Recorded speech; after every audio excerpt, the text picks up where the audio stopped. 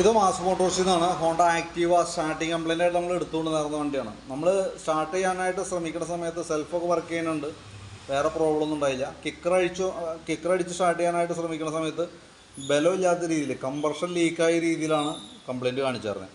നമ്മൾ വന്നു പ്ലഗ് കഴിച്ചിട്ട് ജസ്റ്റ് കംപ്രഷൻ ആക്കി അടിച്ച് കഴിഞ്ഞപ്പോൾ വണ്ടി സ്റ്റാർട്ടായിട്ടുണ്ട്. നിലവിലെ കംപ്രഷൻ ലീക്കായി പോയതാണ് സ്റ്റാർട്ടിങ് കംപ്ലൈൻറ്റ് കാണിക്കാനായിട്ടുണ്ടായ കാരണം കേട്ടോ.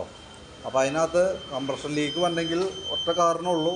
നിലവിൽ അതിൻ്റെ എൻജിൻ്റെ ഹെഡിനകത്തേക്ക് കരിയുടെ അളവ് വരുമ്പോഴാണ് ഈ കാർബൺ കാണിക്കുക. നമ്മൾ വർക്ക് ചെയ്തിട്ട് എൻജിൻ വർക്കായിട്ട് ചെയ്തിട്ട് 8 മാസമായിട്ടുള്ളൂ. അപ്പോൾ ഈ കാർബൺ കൂടുതലായിട്ട് വരുന്നുണ്ടെങ്കിൽ നമ്മൾ ഉപയോഗിക്കുന്ന ഇന്ധനത്തിൻ്റെ ക്വാളിറ്റി നമ്മളൊന്ന് ചെക്ക് ചെയ്ത് നോക്കാം. കാരണം ഒന്ന് മാറ്റി അടിച്ച് നോക്കാം കേട്ടോ. ഇപ്പോഴത്തെ പ്രോബ്ലം അത് റെഡി ആയിട്ടുണ്ട്. റിപ്പീറ്റ് കംപ്ലൈൻറ്റ് വരുന്നുണ്ടോ എന്ന് ശ്രദ്ധിക്കുക. ഇതിപ്പോൾ 8ാം മാസമാണ്. നമുക്ക് 12 മാസമാണ് അതിൻ്റെ വാറണ്ടി പീരീഡ് പറയണേ കേട്ടോ. 12 മാസം അല്ലെങ്കിൽ 12,000 കിലോമീറ്റർ.